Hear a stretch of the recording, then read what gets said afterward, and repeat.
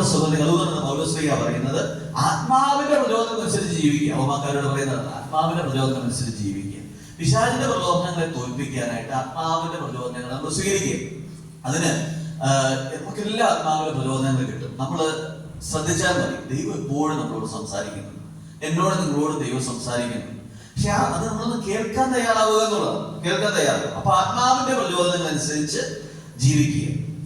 പരിശുദ്ധാത്മാവാൽ നിറഞ്ഞാൽ മാത്രമേ നമ്മുടെ ജീവിതത്തിൽ വരുന്ന സഹനങ്ങളെ എപ്രകാരമുള്ളതാണെന്ന് വിവേകിച്ചറിയുവാനുള്ള കൃപ ആത്മാവിലൂടെ നമുക്ക് ലഭിക്കുന്നു. Hallelujah, hallelujah, hallelujah, hallelujah.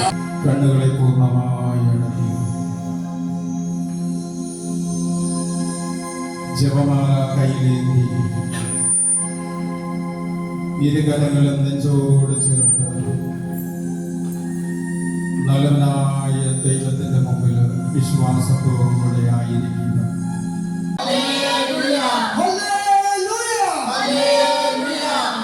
ദൈവത്തോട് കൂടെ നമ്മൾ ചേർന്നിരിക്കുമ്പോൾ ആര് നമ്മളോട് ചേരാതിരിക്കും? അറിയില്ലേ? നമ്മള് ദൈവത്തോടു കൂടെ ചേർന്നിരിക്കുമ്പോൾ പിശാച് നമ്മളെ വലിയ അറിയില്ലേ? ഹല്ലേലൂയ, തീക്കട്ട ഈച്ച പോയിരിക്കോ? ഇതെങ്ങനെ സംഭവം? നമ്മുടെ ഉള്ളിലെ ദൈവാത്മാവ് കത്തിപ്പെടുന്നുണ്ടെങ്കിൽ